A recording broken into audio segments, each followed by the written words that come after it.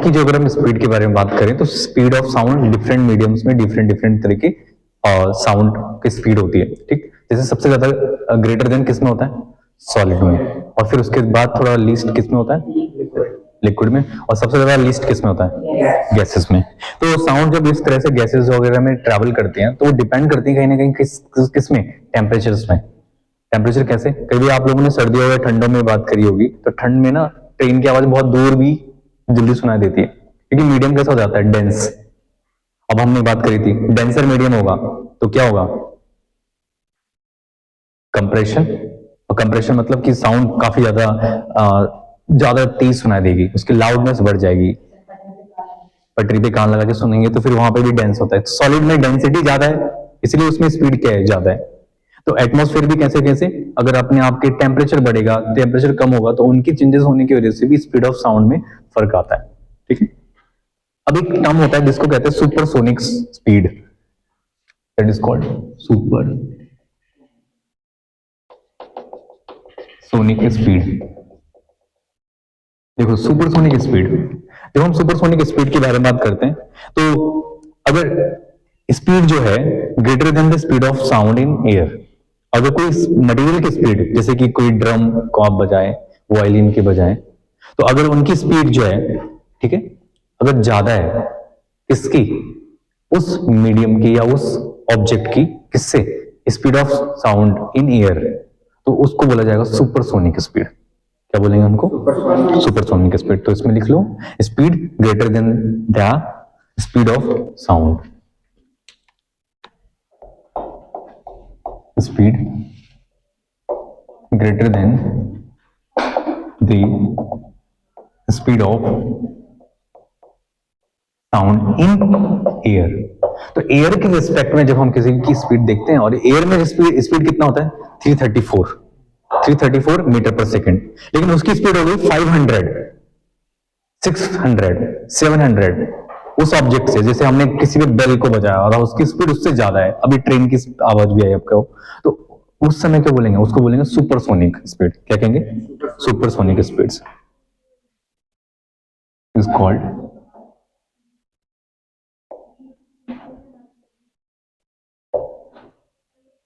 Supersonic speed, ठीक है। जैसे कि जेट एरोप्लेन,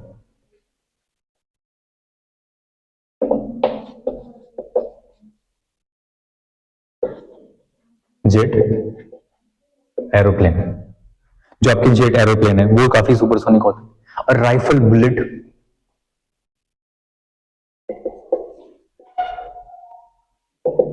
होता है ना, राइफल की जो बुलेट चलती है, अब वो तो क्या है, वो एयर की स्पीड से भी तेज चल रहा है। तो राइफल बुलेट, स्पेस शटल जो होते हैं आपके, स्पेस शटल देखें, जैसे कि इलॉन मस्क हैं, एलन मस्क के भी स्पेस शटल जाते हैं ना, तो स्पेस शटल कैसे काम करते हैं? वो भी तो बहुत तेज स्पीड से चलते हैं। तो उनकी स्पीड कैसी है? उनकी स्पीड एयर की स्पीड से ज्यादा है, ठीक है। तो उनको बोला जाएगा क्या? सुपरसोनिक स्पीड, ठीक है।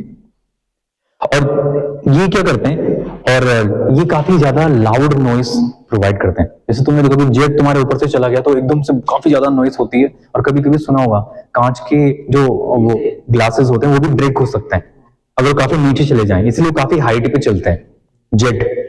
जेट एरोप्लेन बहुत हाइट पे चलते हैं, बहुत मैक्सिमम हाइट पर चलते हैं। इसलिए चलते हैं क्योंकि अगर उनके साउंड नीचे आ गए तो वो क्या हो जाएगा, एक फ्रीक्वेंसी को मैच करते हैं वो, तो उस फ्रीक्वेंसी को कहते हैं, हम बाद में पढ़ेंगे, रेजोनेंस फ्रीक्वेंसी। तो उस समय जो लाउडनेस है या नॉइस बहुत तेज चलता है, तो लाउड नॉइस को कहते हैं सोनिक बूम। क्या बोलते हैं? Yes, loud noise. और लाउड नॉइस को कहते हैं सोनिक बूम। जैसे तुम्हारा एटम बम वगैरह कभी फटता है तो तुमने देखा होगा कैसे बूम साउंड आता है ना, तो उसको लाउड या सोनिक बूम कहते हैं।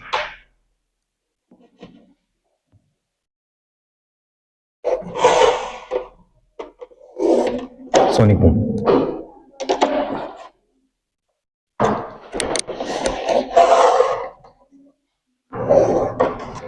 क्लियर? अब देखो जो ये शॉक वेव है, शॉक वेव सुना है कभी? शॉक वेव कभी भी इंस्ट्रूमेंट प्रोवाइड नहीं कर सकता।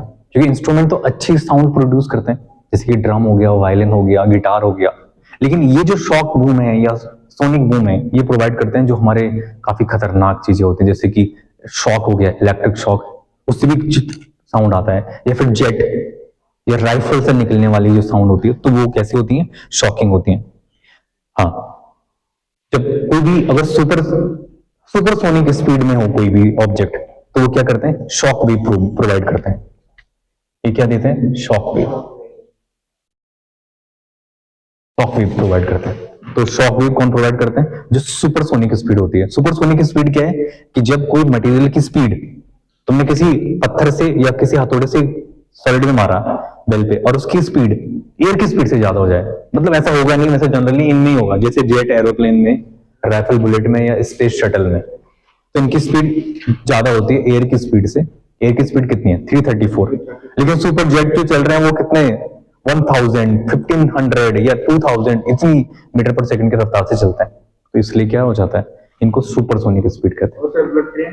हाँ, बुलेट ट्रेन भी, बुलेट ट्रेन की स्पीड कितने, लगभग 6 तक तो है ही उसका ना, 600 या 500 समथिंग है, 750, तो 750 तो देखो एयर की स्पीड से ज्यादा है, तो वो भी सुपर साउंड करेगा, पर लेकिन अब डिपेंड करता है कि बुलेट ट्रेन का साउंड कैसा है, अभी मैं तो गया नहीं ना जापान। ठीक है, अब कभी कभी तुमने देखा होगा कि हम लोग ना आइडेंटिफाई करते हैं लोगों की साउंड से उसको, जैसे हम आंखें बंद कर दें तो मैं पहचान लूंगा कि ये उनकी गौतम की आवाज है, ये शशांक की है, या फिर ये रितेश की है, या फिर ठीक है, तो कैसे फाइंड करेंगे हम उनकी साउंड का, उनके गले का ना एक पिच होता है, पिच से, टिम्बर से, टोन से, और क्वालिटी, तो ये कुछ फैक्टर्स हैं जिससे हम फाइंड करते हैं किसी का साउंड को। देखा होगा किसी के साउंड में बेस ज्यादा होता है, किसी की साउंड पतली होती है, गर्ल्स की साउंड धीरे धीरे जैसे हम बढ़ते चले जाते हैं तो उनकी साउंड कैसा हो जाता है, फीमेल की पतली हो जाती है। तो how do we different sound coming from different sources, तो यहाँ पे आप हेडिंग लगा सकते हैं, या how do we different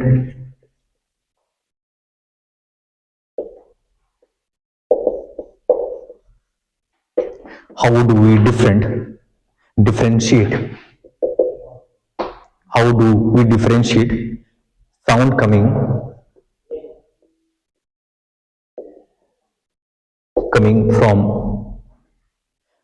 from different sources?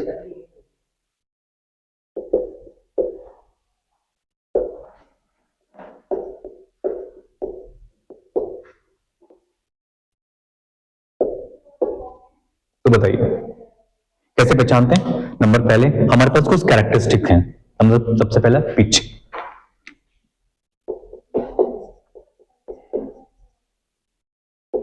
अब ये वाला पिच नहीं है जो हम पिच बनाते हैं जहां पे क्रिकेट के खेलते हैं या फुटबॉल खेलते हैं या कुछ और चीज। यहाँ पिच का मतलब है नंबर ऑफ वाइब्रेशन, ठीक है, नंबर ऑफ वाइब्रेशंस। अब किसी के नंबर ऑफ वाइब्रेशन बहुत ज्यादा है तो उसका पिच अलग है, और जिसका नंबर ऑफ वाइब्रेशन कम है तो उसका पिच डिफरेंट है।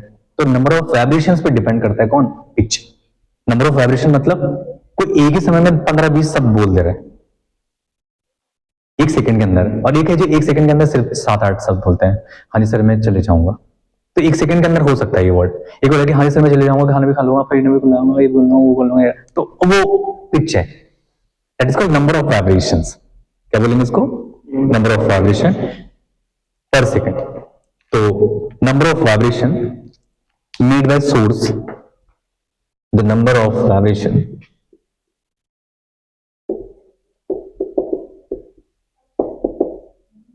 made by the number of vibrations made by source कितने टाइम में, पर सेकंड, सोर्स ऑफ साउंड पर सेकंड, पर second, that is called pitch, उसको पिच बोला जाएगा। तो ठीक है तो वैसे फ्रीक्वेंसी, पर फ्रीक्वेंसी को ही हम क्या कहते हैं जनरली पिच, सम टर्म कह देंगे, ठीक है। अगर फ्रीक्वेंसी ज्यादा होगी, फ्रीक्वेंसी कैसे, जैसे कि अगर ये साउंड है,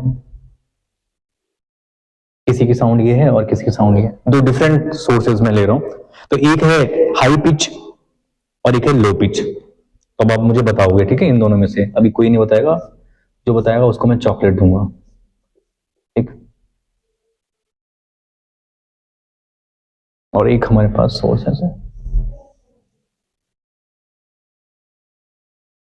चलो अब दोनों में से एक है ए पर्सन और एक है बी, तो बताओ किसका पिच हाई है किसका लो है? बी का हाई और ए का लो है। तो आप समझ गए ना, नंबर ऑफ वाइब्रेशंस, मतलब जितना ज्यादा बार वाइब्रेट करेगा उतना ज्यादा उसका पिच होगा। तो हायर पिच मतलब हायर फ्रीक्वेंसी, लो पिच मतलब लो फ्रीक्वेंसी। तो चॉकलेट निकाल लो तुम्हारे लिए।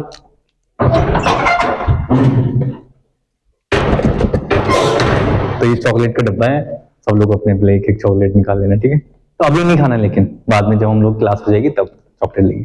तो गुड, ये चॉकलेट क्वेश्चन था। तो इसमें क्या होगा, ये कौन सा पिच है? लो। और ये कैसा पिच है? High pitch. हाई और लो पिच कैसे होगा, डिपेंड करेगा, हाई वाइब्रेशन होगा, हाई फ्रीक्वेंसी होगा तो हायर पिच, लो फ्रीक्वेंसी तो लो पिच, ठीक है। और ये किसी ऑब्जेक्ट की फिजिकल क्वांटिटी पे भी डिपेंड करते हैं। जैसे हमारे बहुत सारे है ना, वायलिन की कैसी आवाज होती है, बहुत ही तीखी आवाज होती है, एकदम चुभने वाली, मतलब कान तक क्या पूरे हार्ट तक पहुंच जाती है, और कितनी मधुर साउंड भी होता है। वहीं फ्लूट का साउंड थोड़ा अलग है, ड्रम का डुम डुम डुम डुम अलग बेस है उसके साउंड में। तो वही ये डिफरेंट पिचेस इनके फॉर्म होंगे, ठीक। साथ ही साथ पिच के बेसिस पे ही हम ये भी डिस्टिंग्विश करते हैं या डिफरेंशिएट करते हैं, किसमें? फीमेल और मेल में। फीमेल की आवाज थोड़ा पतली होती है, शार्प होती है, तो कुछ लोगों को पसंद भी होती है फीमेल, जल्दी पसंद आ, जैसे मैम लोगों से पढ़ना काफी लोगों को पसंद होता है, सर लोगों से पढ़ना थोड़ा ज्यादा अच्छा लगता है क्योंकि उनके में बेस होता है साउंड में। तो इसमें नोट कर लो इस वाले पॉइंट को कि female voice has higher pitch than male voice.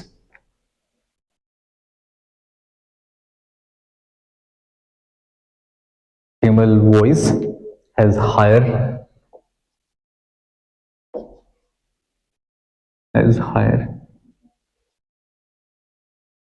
has higher pitch than male voice.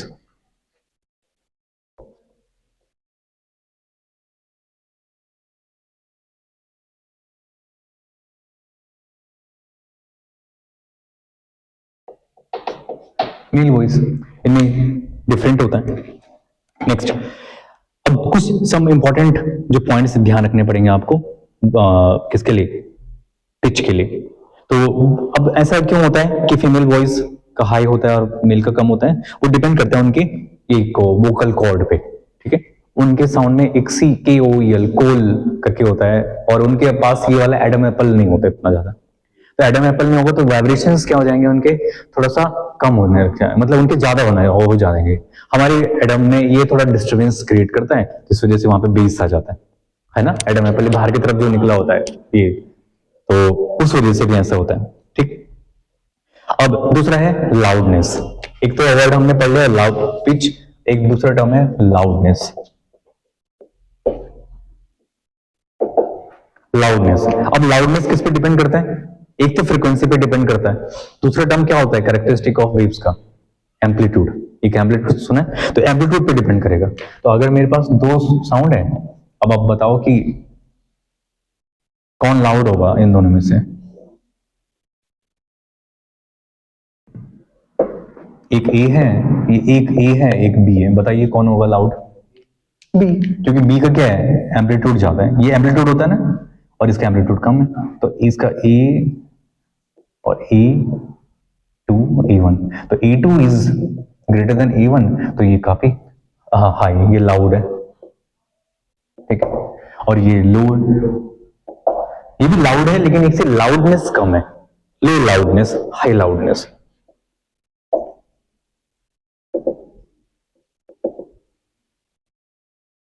तो लाउडनेस किस पे डिपेंड करता है? एम्पलीट्यूड पे, एम्पलीट्यूड पे डिपेंड करता है लाउडनेस, ठीक है।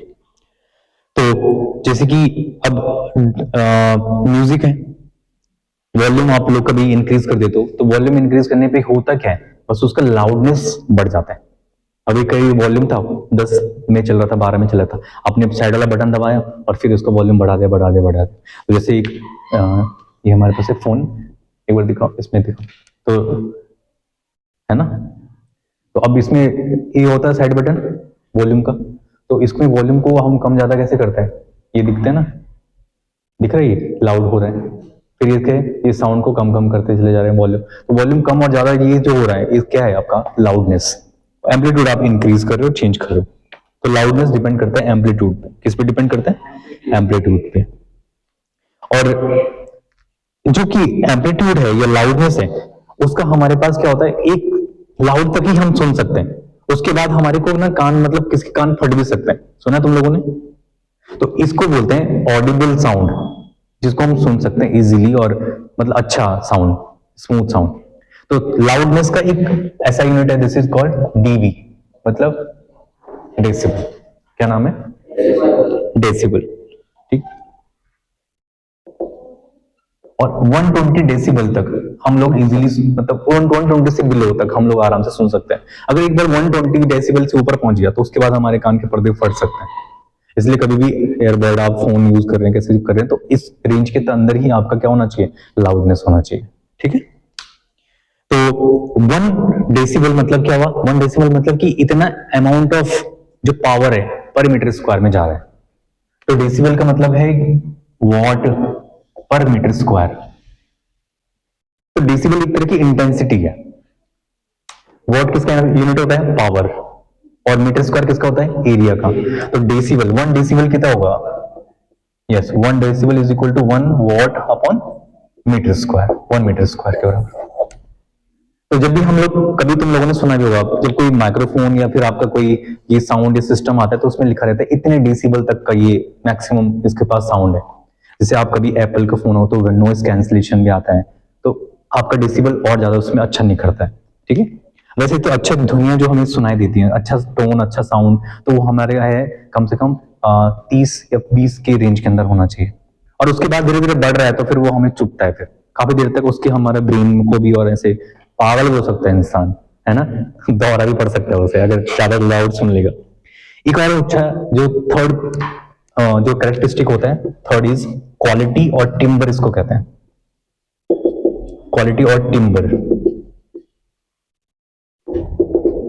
जैसे आपने देखा होगा कुछ लोग ना वर्ड्स को बहुत अच्छे से पेश करते हैं, कुछ वर्ड्स को बिल्कुल ऐसे, मैंने खाना खा लिया, तो अब इसमें इतना ज्यादा है, मैंने खाना खा लिया, तो अब इस साउंड में या लाउड में इस वर्ड्स में क्या हुआ, आपने क्या करा, शब्दों को थोड़ा सा चेंज करके दिया, तो वो दैट इज द क्वालिटी, ठीक है।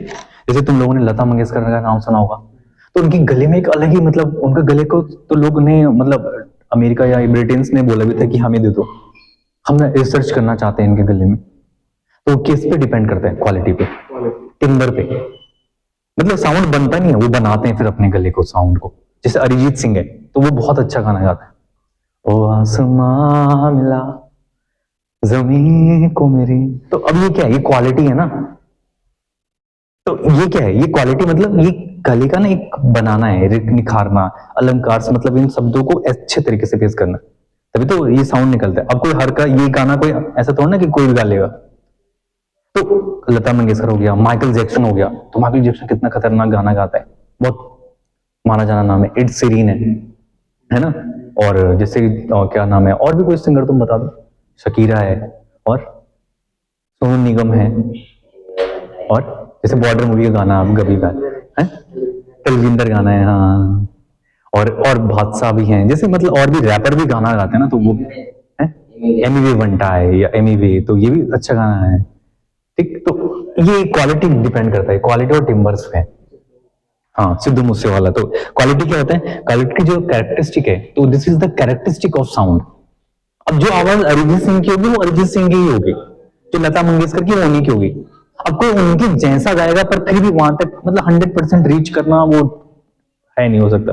तो हर किसी साउंड का ना अपनी क्वालिटी होता है। जैसे हर एक आंख का अपना एक आइरिस सिस्टम है, जिससे हम उसका फेस रिकॉग्नाइजेशन बनाते हैं, फेस को ऑथेंटिकेट करते हैं। तो सेम एज ये क्या होता है, this is the characteristic of sound,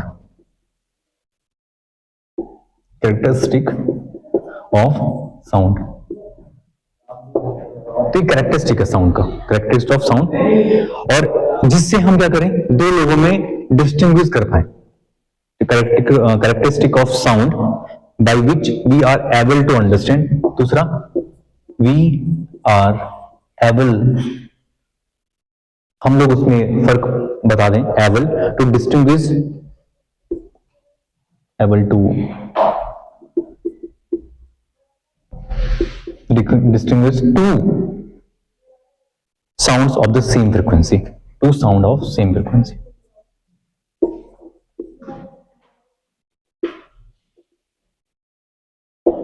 अब दोनों साउंड है, फ्रीक्वेंसी भी सेम है, एम्पलीट्यूड भी सेम है, लेकिन अब पहचानेंगे कैसे? क्वालिटी पे। ये कैरेक्टरिस्टिक है साउंड के, ठीक है। तो जो साउंड की कैरेक्टरिस्टिक्स होती हैं या फिर जैसे ट्यूनिंग फॉर्क है, ये सब काम करते हैं, तो ये वाइब्रेशंस के बेसिस पे क्रिएट करते हैं। तो इनकी इस क्वालिटी के बेसिस पे हम लोग फिर डिस्टिंग्विश करते हैं कैसे साउंड को, ठीक है। हाँ, और जो फ्रीक्वेंसी ऑफ साउंड है उसको हम देख लेते हैं एक बार। Frequency of sound, frequency of sound, frequency of sound को हम तीन कैटेगरी में बांट देते हैं। एक होता है आपका इंफ्रासोनिक साउंड। एक क्या होता है? इंफ्रासोनिक। एक होता है ऑडिबल। एक होता है इंफ्रासोनिक, एक होता है ऑडिबल, और एक होता है अल्ट्रासोनिक। Ultrasonic frequency. एक होता है इंफ्रासोनिक फ्रीक्वेंसी, ऑडिबल फ्रीक्वेंसी और अल्ट्रासोनिक फ्रीक्वेंसी। ऐसी फ्रीक्वेंसीज जैसे कि राइनोसोरस है, एलिफेंट है और पेंडुलम है, अर्थक्वेक है, तो ये होती है greater than 20 hertz.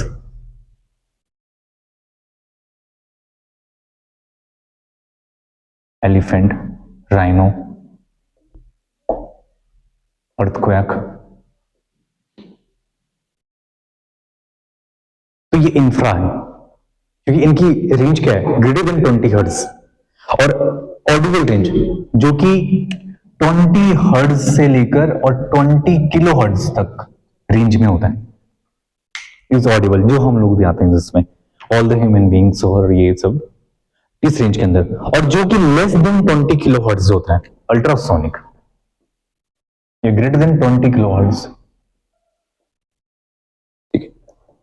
Less than 20 kilo hertz. तो 20 किलो हर्ट्ज से जो कम होंगी तो उनको कौन सुनेंगे? उनको सुनेंगे बैट, डॉल्फिन्स, इसको प्रोड्यूस करते हैं बैट्स, डॉल्फिन, ये इसमें क्या आएंगे? Human being. तो लेस देन 20 किलो हर्ट्ज। और हमारा रेंज क्या है? 20 हर्ट्ज से 20 किलो हर्ट्ज के बीच में। और ग्रेटर देन 20 हर्ट्ज, 20 हर्ट्ज से और ज्यादा 200 हर्ट्ज, 300 हर्ट्ज, 400 हर्ट्ज और भी ज्यादा, मैक्सिमम कितना भी, इसमें कोई अनलिमिटेड है, तो वो इंफ्रासोनिक के अंदर आता है। इंफ्रासोनिक साउंड प्रोड्यूस करते हैं, ठीक है। तो इसीलिए इसको ऑडिबल कहते हैं, क्योंकि हम लोग इसे सुन सकते हैं ऑडिबल रीजन में, ठीक है। नेक्स्ट, इन जब रेंज को हम लोग समझ लेते हैं तो साउंड के अंदर एक प्रॉपर्टी होती है that is called reflection nature, is reflection of sound, reflection of sound reflect कैसे करते हैं? Like a ball. जब कोई बॉल क्या करेगी, जैसे बाउंस होकर के हम उसको करते हैं, तो बॉल अगर किसी पास है बॉल तो नहीं है तो कोई बात नहीं। तो जैसे कि लाइट भी आता है, तो लाइट के अंदर भी एक नेचर होता है कि लाइट जब किसी चीज पे पड़ती है तो हम लाइट को ऐसे देखते हैं, किसी चीज को लाइक सोर्स है, और सोर्स यहां पे एक फ्लावर हम लोग बना लेते हैं। तो इस फ्लावर को कोई कैसे देखेगा? ऑब्जर्वर। लाइट जब इसके पास जाएगी और इसके बाद आने के बाद रिफ्लेक्ट होकर के उसकी आई तक पहुंचेगा, है ना। और जब उसके आंख तक पहुंचेगा तो आप क्या क्या कह सकते हो? आने वाले लाइट को क्या बोलेंगे? इंसिडेंट। और ये क्या हुआ? रिफ्लेक्ट। तो साउंड के अंदर भी ऐसा ही नेचर होता है। कैसे नेचर? आएगा, रिफ्लेक्ट होके उसी मीडियम में वापस चला जाएगा। साउंड के इस नेचर को क्या कहते हैं? रिफ्लेक्शन। साउंड जब आएगा टकरा के वापस चला जाएगा, तो ये है इंसिडेंट, और ये क्या हुआ? रिफ्लेक्टेड। और ये वाली लाइन को क्या बोलेंगे? नॉर्मल। तो रिफ्लेक्शन ऑफ साउंड भी लाइट की नेचर पे डिपेंड करता है, जैसे लाइट करती है। तो इसका एक लॉ क्या है, पहला लॉ, ये जो इंसिडेंट रे है, ये इंसिडेंट है रे, रिफ्लेक्टेड रे और normal, reflected ray and normal lie on the same plane.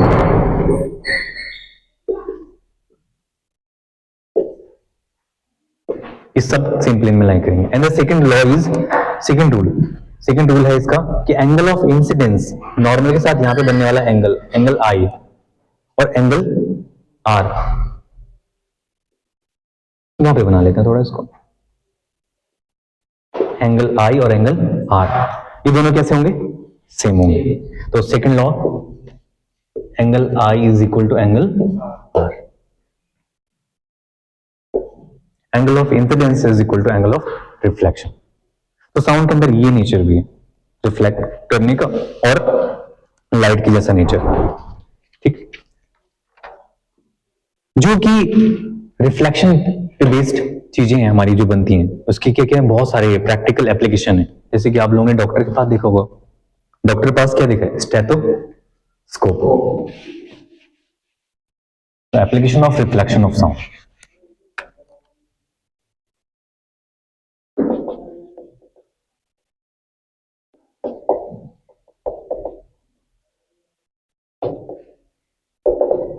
Application of reflection of sound number पहला जो डॉक्टर के पास होता है, स्टेथोस्कोप।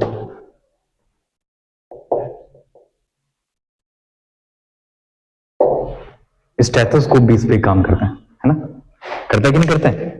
तो स्टेथोस्कोप एक कैसा है, एकॉस्टिक मेडिकल डिवाइस। कैसा डिवाइस, एकॉस्टिक।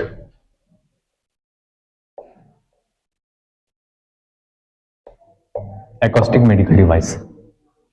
स्टेथोस्कोप को हम बना भी सकते हैं, जैसे कि भी एक बलून लो और बलून को कट करो, उसको एक बैक पे चिपका दो और दूसरे से यहां से निकालो बलून का ही, तो अगर आप यहां से हार्ट बीट को चेक कर सकते हैं। स्टेथोस्कोप क्या करता है, हार्ट बीट को चेक करता है ना। तो स्टेथोस्कोप भी रिफ्लेक्शन पे काम करता है, यहां से साउंड आया, वहां से रिफ्लेक्ट होकर के कान में पहुंच गया। डिजाइनिंग ऑफ कॉन्सर्ट हॉल, जो कि कॉन्सर्ट हॉल होते हैं उनको भी डिजाइन करा जाता है।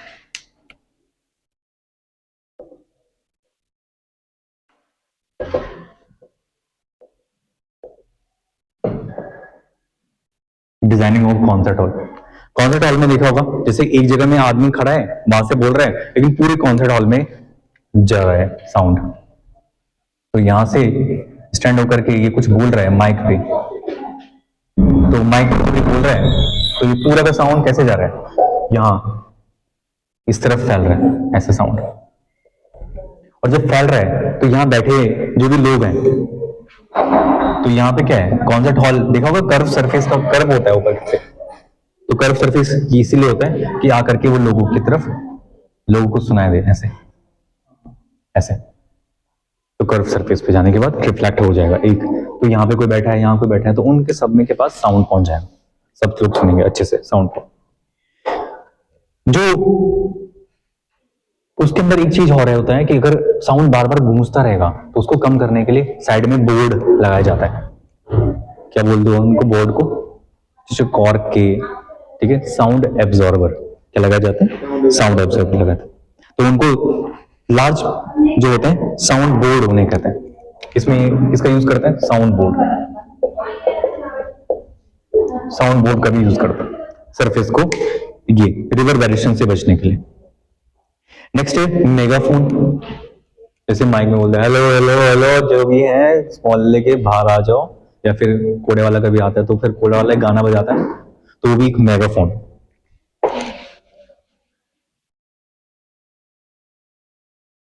तो third one is megaphone. Megaphone भी इसी तरह से काम करता है, ठीक है। उसमें कैसा होता है, एक कोन शेप सरफेस होता है, जैसे कुछ भी बोलते हैं तो कोन शेप सरफेस से ऐसे साउंड आगे की तरफ रिफ्लेक्ट हो जाते हैं, कुछ भी साउंड यहां से जाकर के कॉर्नर से मुड़ जाएगा, फिर रिफ्लेक्ट हो जाएगा। तो उसमें बीचों बीच में तुमने देखा होगा एक छोटा सा पार्ट भी होता है ऐसे,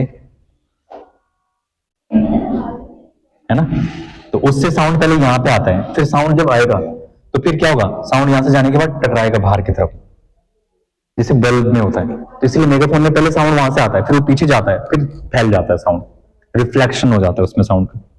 एक टर्म हम और पढ़ते हैं, इसको कहते हैं इको। ये कुछ डिफरेंट ही फिनोमेना है इको में। जैसे कि अगर आप कुछ बोलें तो साउंड टकरा के क्या हो जाएगा, वापस आ जाएगा। जैसे पहाड़ों में अगर आप क्या करें, एक क्लैप करें तो वो थोड़ा बहुत यहाँ पे भी इको आ रहा है, क्योंकि ये वाला थोड़ा सा हमारा जो ऑडिटोरियम है ये थोड़ा सा ओपन है। तो इको क्या होता है, साउंड का मतलब रिफ्लेक्ट होकर वापस आना ही, लेकिन रिपीटिशन, क्या बोलेंगे इसको, रिपीटिशन, ठीक है, रिपीटिशन ऑफ साउंड।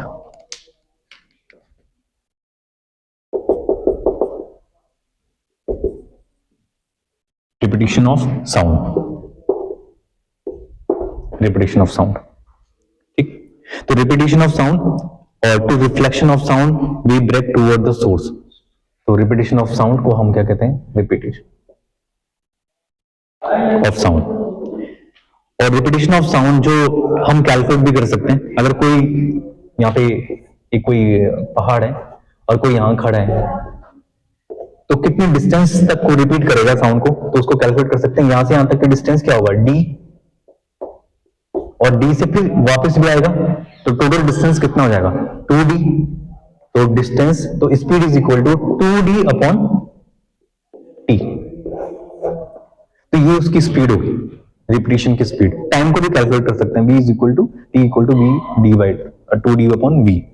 तो this is a repetition of sound. तो अगर हमें एक न्यूमेरिकल इसमें दिया हो कि अगर सपोज हमारे को स्पीड पता हो एयर में, और हमने कहा कि टाइम जो लग रहा है वो 10 सेकंड लग रहा है, तो बताओ कितना डिस्टेंस तक ट्रेवल करेगा। क्या कहा मैंने, अगर स्पीड है 344 मीटर पर सेकंड और जो डिस्टेंस है वो 17 टाइम है वो है 10 सेकंड। 10 सेकंड में वहां तक पहुंच जा रहा है, फिर वापस भी आ जा रहा है, टोटल टाइम। तो डिस्टेंस कितना ट्रेवल करेगा, डिस्टेंस, तो ये वाला डिस्टेंस क्या होगा, इस फॉर्मूले से निकल जाएगा, v is equal to 2d upon time. तो d इज इक्वल टू कितना देगा, v into t upon 2, 344 multiplication by 10 upon 2, 5, इन दोनों की मल्टीप्लिकेशन कर लो, ठीक। तो इसको सॉल्व कर लोगे तो फिर तुम्हारे पास आ जाएगा वैल्यू, डिस्टेंस।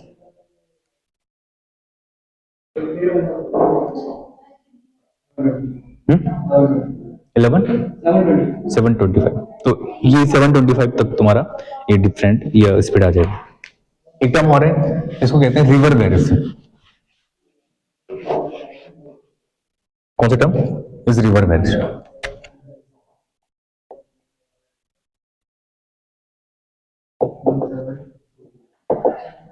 जब हम रिवर वेरिएशन के बारे में बात करते हैं तो रिवर वेरिएशन क्या है, जो multiple reflection of sound from the walls. Echo क्या है, रिपीटिशन ऑफ साउंड, और एक है मल्टीपल रिफ्लेक्शन ऑफ साउंड।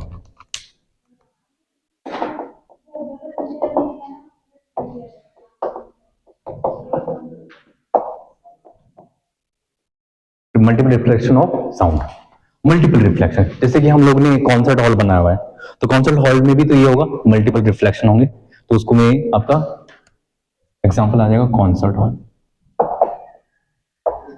और भी हो सकता है कुछ, सिनेमा हॉल, ये रिवर वेरिएशन।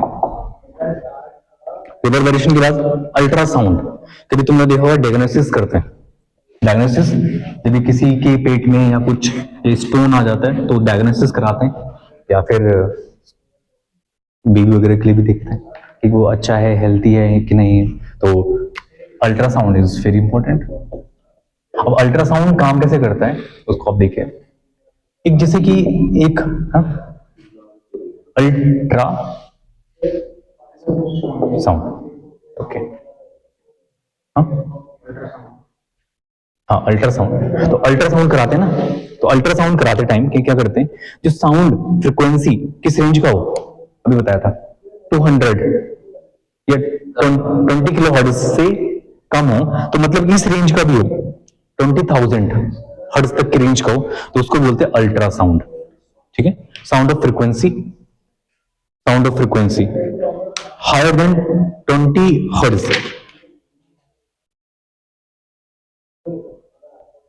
ठीक है, ये फ्रीक्वेंसी जो 20 किलो हर्ट्ज से हायर हो, तो द फ्रीक्वेंसी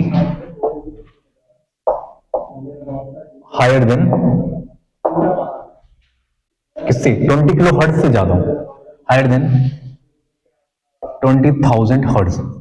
20,000 हर्ट्ज मतलब फ्रीक्वेंसी, इससे ज्यादा हो तो उनको बोलेंगे अल्ट्रासाउंड। और जब अल्ट्रासाउंड डिटेक्ट कैसे करता है कि सपोज कि कोई मेटल उसके बीच में आ जाए, ठीक है, और जैसे बॉक्स है और यहाँ पे कोई छोटा सा पार्ट है, यहां से रेज जाएंगी पार हो जाएंगी, यहां से जाएंगी पार हो जाएंगी, यहां से जाएंगी, यहां से जाएंगी पार हो जाएंगी, लेकिन जैसे इसके पास जाएगी तो ये रिफ्लेक्ट होके वापस आ जाएंगी। तो ये उसको इंडिकेट कर देगा कि यहाँ पे कुछ है, यहाँ पे कुछ है, यहां से पार हो जाएंगे। लेकिन इस छोटे वाले पास के पास जब भी जाएंगी तो वहां से रेज वापस हो जाएंगी और ये वाले क्या हो जाएंगे, पार। पर यहाँ पे क्या मिलेगा, एक गैप मिलेगा, और जब गैप मिलेगा तो उसको वो इमेज निकाल लेगा। तो उस गैप में जो कुछ भी होगा तो उसका इमेज निकल जाएगा। क्यों? क्योंकि खाली गैप में जो ये फ्रीक्वेंसी है ये पार हो जाएगी, लेकिन जो ये वाला मेटल होगा जिसके पास कुछ ऑब्जेक्ट होगा, कुछ भी होगा, तो वो मेटल के पास जाने के बाद रिफ्लेक्ट हो जाएगा साउंड का। साउंड मतलब एक तरह से ये फ्रीक्वेंसी जब रिफ्लेक्ट हो जाएगी तो फिर वहां पता चल जाएगा। तो ये अल्ट्रासाउंड के लिए भी हम इसका यूज करते हैं। तो अल्ट्रासाउंड काफी यूजफुल है। अल्ट्रासाउंड को अल्ट्रासोनिक वेव्स के नाम से भी जानते हैं और ह्यूमन डायग्नोसिस के लिए भी इसका यूज करते हैं। ठीक है, और कहीं कहीं बार जैसे कभी किसी का प्लास्टर है दीवारों में और दीवारों में गैप रह चुका है, ठीक है, प्लास्टर गैप हो गया, तो उस गैप को फाइंड करने के लिए भी अल्ट्रासाउंड का यूज करते हैं। जैसे दीवार बन गई या पिलर बना दिया और पिलर में कंक्रीट वगैरह तो भर दिया, लेकिन बीच में कहीं गड्ढा वड्ढा या गैप रह गया, तो अब उन्होंने बना तो दिया पर अब देख नहीं पा रहे हैं कि कहीं खाली जगह तो नहीं है। तो वहां पे अगर स्कैन करेंगे अल्ट्रासाउंड से तो वहां पता चल जाएगा यहाँ पे गैप है। समझ गए?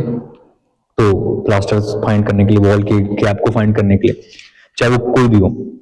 पर इसका एक अल्ट्रासोनिक वेव्स जो है ट्रैवल करती हैं इजीली सॉलिड और लिक्विड में, बट नॉट इन गैसेस। ये सॉलिड और लिक्विड में ट्रैवल करते हैं, सॉलिड एंड लिक्विड में, बट नॉट इन गैसेस। ये ट्रैवल कर सकती हैं सॉलिड और लिक्विड में, इस मीडियम में, लेकिन गैसेस में ट्रैवल नहीं करती हैं इजीली। ठीक है, वो रीजन क्या है, प्रोपगेशन ऑफ गैसेस। गैसेस काफी खुली खुली है ना, तो इन्वायरमेंट में इस तरह से गैसेस के लिए काफी हेल्पफुल नहीं है। और गुड डायरेक्शनलिटी, जब डायरेक्शन फाइंड करने के लिए भी इसका यूज करते हैं।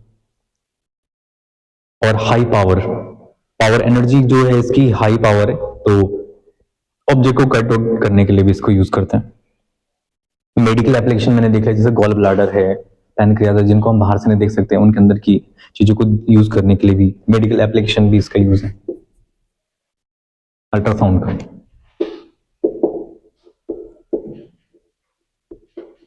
Medical application,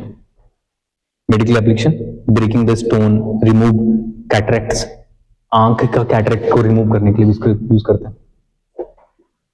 breaking stone, remove cataract. Cataract मतलब मोतीबिंद। कभी किसी की आंख में ना व्हाइट व्हाइट सा पार्ट आ जाता है, तो उसको हटाने के लिए भी अल्ट्रासाउंड का यूज करते हैं। ठीक है, अल्ट्रासोनिक के लिए। और साथ साथ फ्यूटस, मदर के जो फ्यूटस होता है उसको भी चेक करने के लिए। तो इसमें भी मतलब कि मेडिकल फील्ड में भी अल्ट्रासाउंड के काफी यूज हैं। ठीक है, अब जो और भी यूज है, एक और हम लास्ट, और ड्रिलिंग करना होल्स में, अल्ट्रासोनिक क्लीनिंग के लिए भी इसका यूज करते हैं। ठीक है, अल्ट्रासोनिक जो वेव्स होती हैं वो क्या करती हैं, पार्टिकल्स जैसे कि कुछ इंसेक्ट वगैरह होते हैं, जर्म्स वगैरह, उनको किल करने के लिए भी इनका यूज करते हैं, डर्टी पार्टिकल्स को। तो क्लीनिंग के लिए भी इसका यूज करते हैं, क्लीनिंग के लिए भी। इसका यूज करते हैं, जैसे कि प्यूरीफायर के रूप में, वाटर प्यूरीफायर के लिए इसका यूज करते हैं। अब एक लास्ट है, is known as Sonar.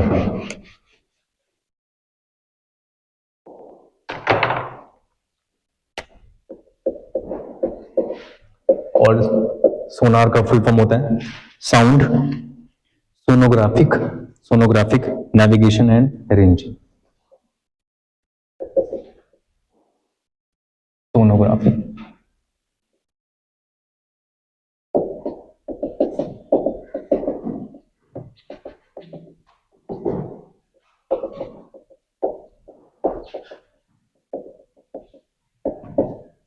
Sonographic navigation and ranging, ये क्या है? सोनार का फुल फॉर्म है। और सोनार क्यों यूज करते हैं? अल्ट्रासाउंड का जो एक मतलब कि अंडर सी देखने के लिए भी यूज करा जाता है, ठीक है, to use for locating under sea objects, locating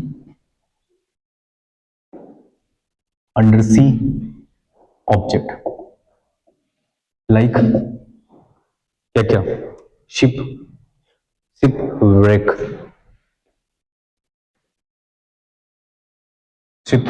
कभी कभी कुछ बड़े बड़े जहाज नीचे दब जाते हैं, गड्ढे वो रह जाते हैं, तो उनको ढूंढने के लिए and comma a submarine etcetera, तो इसलिए सोनार काम करता है।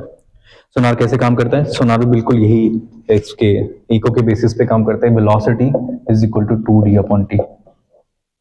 क्योंकि अगर कोई बोट है और ऊपर इस सरफेस पे, तो ये क्या करेगी, वाटर के नीचे कहीं पे कुछ मेटल है, तो इसकी यहां से जाएगी रिफ्लेक्ट होकर के साउंड, और रिफ्लेक्ट होकर के जैसे इसमें पड़ा तो फिर ये उसको सुनाई देगा, उस पर साउंड होने के बाद, उससे पहले ही उसको मिल जाएगा इंफॉर्मेशन, ठीक है, साउंड का। तो डायग्राम को चाहो आप ऐसे बना सकते,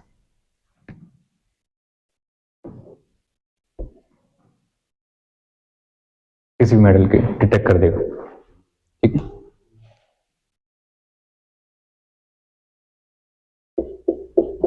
पहले उसको आवाज हो जाएगा कि यहां नीचे कुछ है।